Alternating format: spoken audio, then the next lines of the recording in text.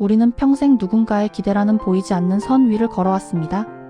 어린 시절에는 부모님께 칭찬받기 위해, 청년 시절에는 사회에서 인정받기 위해, 그리고 부모가 되어서는 자식들에게 부끄럽지 않은 완벽한 부모가 되기 위해 숨 가쁘게 달려왔지요.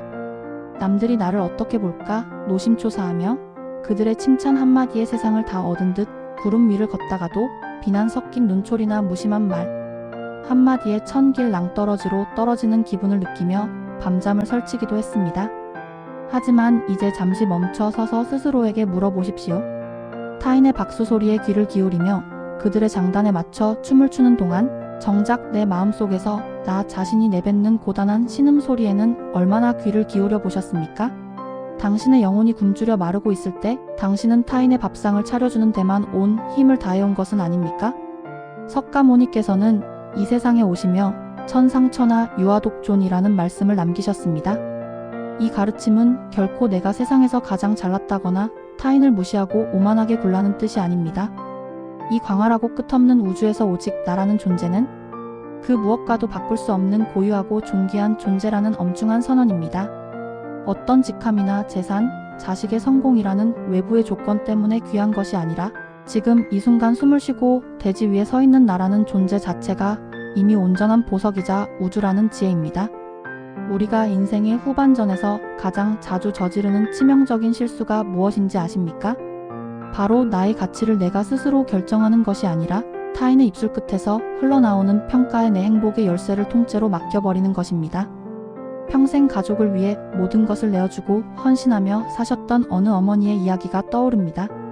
그분은 자식들이 번듯한 직장에 다니고 남들에게 자랑할 만한 성취를 이룰 때만 자신의 인생이 비로소 의미가 있다고 믿었습니다. 자식이 가져다주는 용돈의 액수나 명절에 찾아오는 빈도, 그리고 주변 사람들에게 참 자식 잘 키우셨네요 라는 말을 듣는 것으로 자신의 인생 성적표를 매기셨지요. 하지만 세월이 흘러 자식들이 각자의 가정을 꾸리고 자기 삶이 바빠지면서 예전만큼 세심하게 자신을 챙기지 못하게 되자 그분은 걷잡을 수 없는 허무함과 배신감에 빠지셨습니다. 나는 이제 아무 쓸모없는 늙은이구나. 내 평생은 도대체 누구를 위한 것이었나라며 스스로를 비참한 구석으로 내몰고 매일 눈물로 밤을 지새우셨습니다.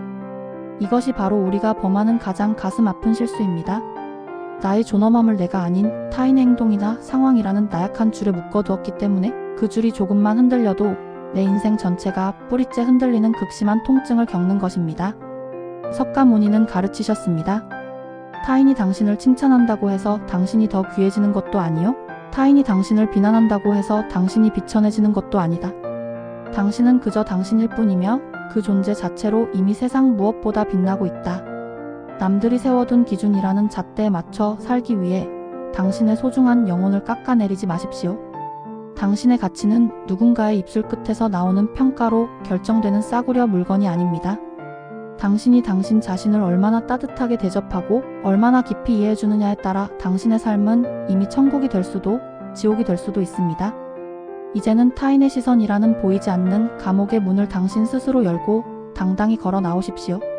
남들이 나를 어떻게 생각할까, 혹시 나를 무시하지는 않을까 하는 걱정은 당신의 유일한 인생을 남의 무대 위 조연으로 만드는 일입니다. 타인의 인정은 아침 햇살이 비치면 금방 사라지는 안개와 같지만 나 자신이 나를 인정하는 마음은 아무리 가뭄이 들어도 마르지 않는 깊은 샘물과 같습니다. 그 샘물을 길어 올려 평생 타인을 위해 봉사하느라 목말라 있던 당신의 영혼을 먼저 넉넉히 축여주십시오. 1번 앞서 우리는 타인의 시선에 갇혀 나 자신을 소홀히 대하고 상처 입혔던 지난날의 실수를 깊이 살펴보았습니다. 이제는 그 시선을 거두어 내 안을 조용히 들여다보고 진정으로 나를 사랑하고 아끼는 법에 대해 더 깊은 지혜 이야기를 나누어 보려 합니다.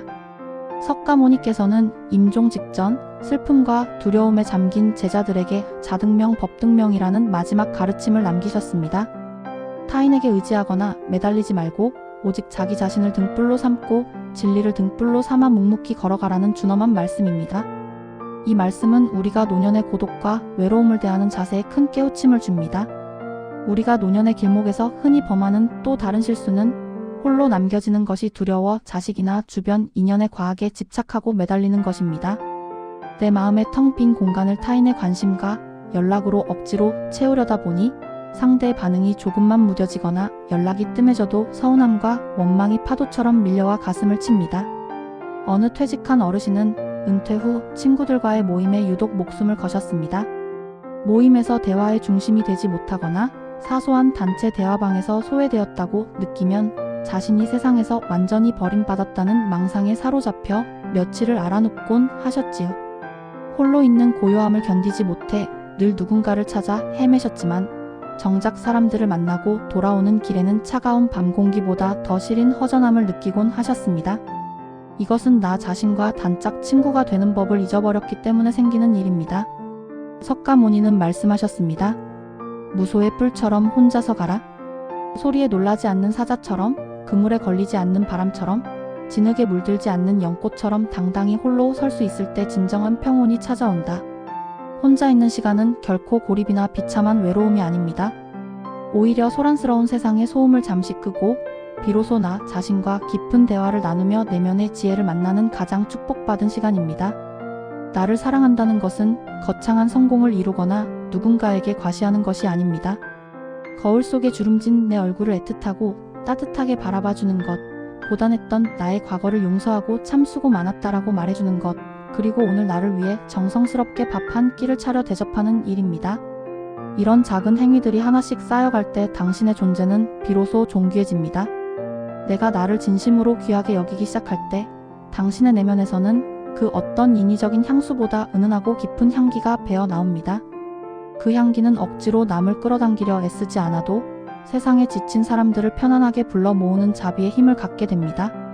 노년은 더 이상 남의 기분을 맞추기 위해 가면을 쓸 필요가 없는 인생의 진정한 황금기입니다. 이제는 당신이 진정으로 좋아했던 것들, 젊은 시절 가족의 생계와 사회적 의무 때문에 가슴 깊숙한 곳에 밀어두었던 당신만의 소박한 즐거움을 찾아보십시오. 당신이 당신 자신으로서 홀로 우뚝 서고 행복할 때 자식들도 주변 사람들도 그 밝은 기운에 이끌려 진심으로 당신을 존경하고 사랑하게 됩니다.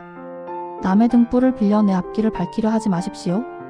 타인이 켜준 불은 그 사람이 떠나면 언제든 꺼질 수 있지만 당신 안에서 스스로 타오르는 지혜의 빛은 그 어떤 비바람과 풍파에도 결코 꺼지지 않습니다. 당신은 이 우주에서 단 하나뿐인 가장 귀하고 아름다운 꽃입니다. 누군가 당신의 이름을 불러주지 않아도, 누군가 꽃의 아름다움을 칭찬하지 않아도 꽃은 제 시간에 피어납니다. 당신 또한 누군가의 시선이나 인정과 상관없이 당신만의 고유한 아름다움을 완성해 가시길 바랍니다.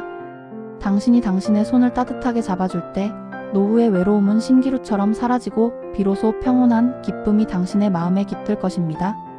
오늘 전해드린 유아독존의 지혜가 여러분의 삶에 흔들리지 않는 단단한 중심이 되었기를 바랍니다. 이 영상이 마음의 위로가 되셨다면 구독과 좋아요를 눌러주세요. 여러분의 따뜻한 응원은 더 많은 분에게 지혜의 등불을 전하는 소중한 밑거름이 됩니다.